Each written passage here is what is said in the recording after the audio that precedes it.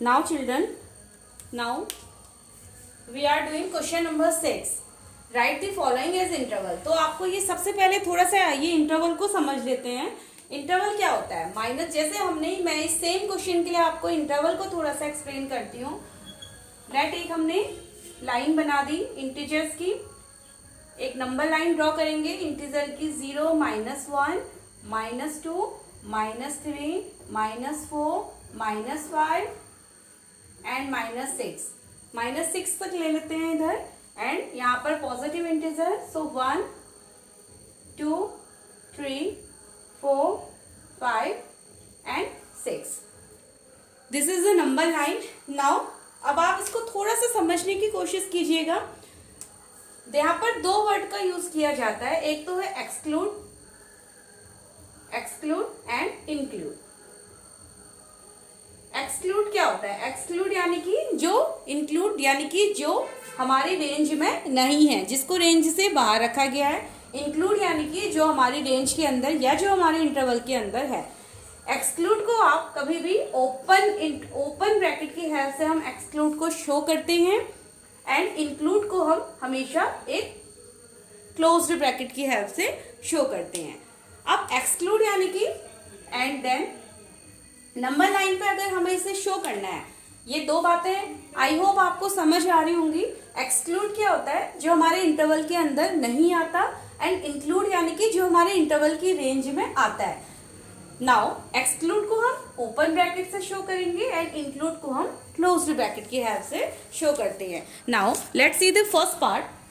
अगर मैं number line पे देखती हूँ कि क्या कौन सा नंबर एक्सक्लूड है और कौन सा इंक्लूड है. Let's see the interval. X आपका किस तरीके का इंटरवल रहता है? एक्स आपका -4 से क्या है?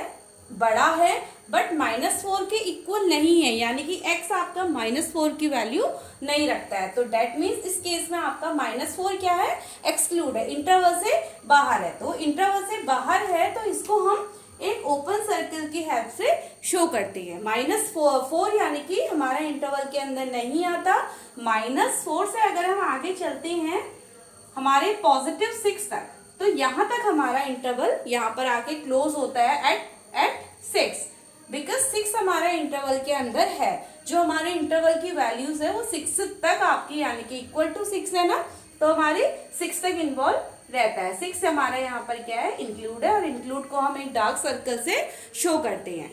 अब इस केस में मैंने आपको बताया है कि जो नंबर एक्सक्लूड होता है उसको हम ओपन ब्रैकेट से शो करते हैं और जो नंबर यहाँ पर इंक्लूड होता है उसको हम क्लोज ब्रैकेट से शो करते हैं. तो एक्सक्लूड के लिए open bracket -4 and closed bracket 6.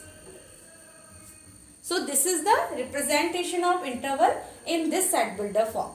-4, 6. -4 यहाँ पर एक्सक्लूड है तो ये आपका ओपन ब्रैकेट के अंदर, और 6 आपका इंक्लूड है तो यहाँ पर क्लोज ब्रैकेट में. So this is the range of first part. So इसको हम थोड़ा सा, मैं इसको इरेज करती हूँ.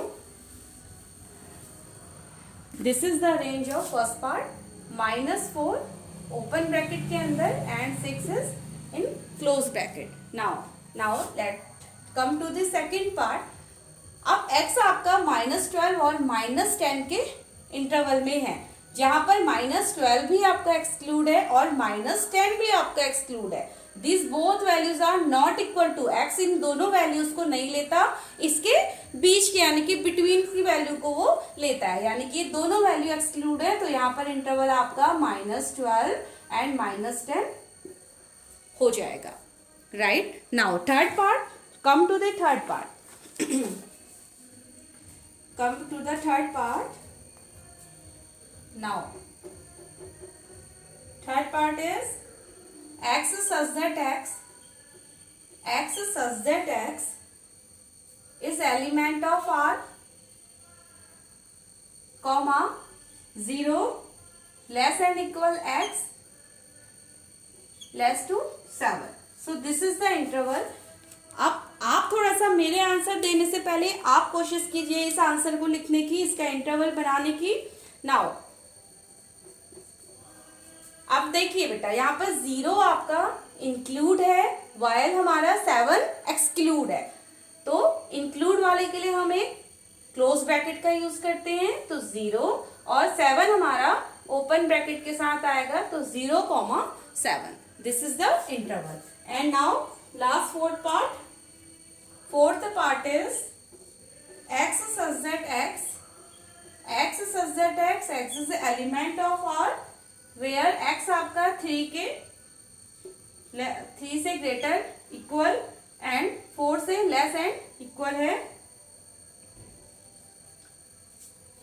आई होप अब तो आप ये इजीली इसका इंटरवल लिख सकते हैं. दोनों वैल्यूज यहाँ पर इंक्लूड है, तो दोनों के लिए आप एक क्लोज ब्रैकेट का यूज करेंगे. सो 3,4 and this is the interval for the fourth part. This is the interval for the fourth part. This is your question number 6.